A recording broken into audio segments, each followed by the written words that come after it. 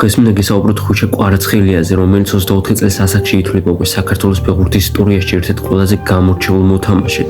ხუჩა კვარაცხელია დაიბადა 2001 წლის 12 ფებრუარს თბილისში. მისი საფეხბურთო კარიერა დაიწყო თბილისის დინამოს აკადემიაში. მისი პროფესიონალური დებიუტი კი შედგა 2017 წელს დინამო თბილისის ძირითად გუნდში. შემდეგ ითამაშა რუსთავში, სადაც 18 მატჩიდან გაიტანა 3 გოლი. 2019 წელს გადავიდა მოსკოვის ლოკომოტივში, ხოლო მოგვიანებით კონტრაქტი გააფორმა ყაზანის რუბინთან, სადაც 79 მატჩში გაიტანა 9 გოლი, რაც საკმაოდ კარგი შედეგი იყო.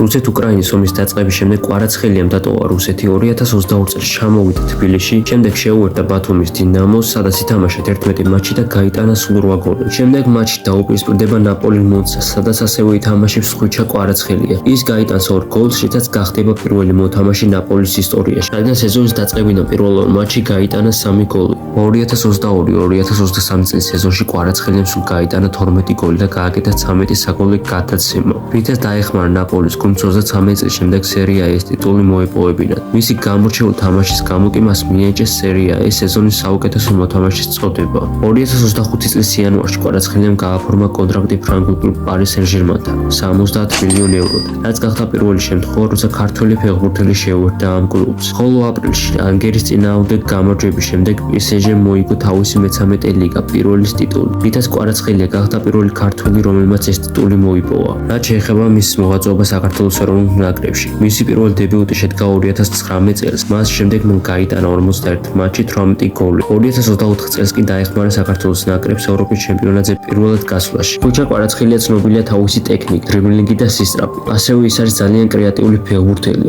თამაშობს მარცხენა ფლანგზე, თუმცა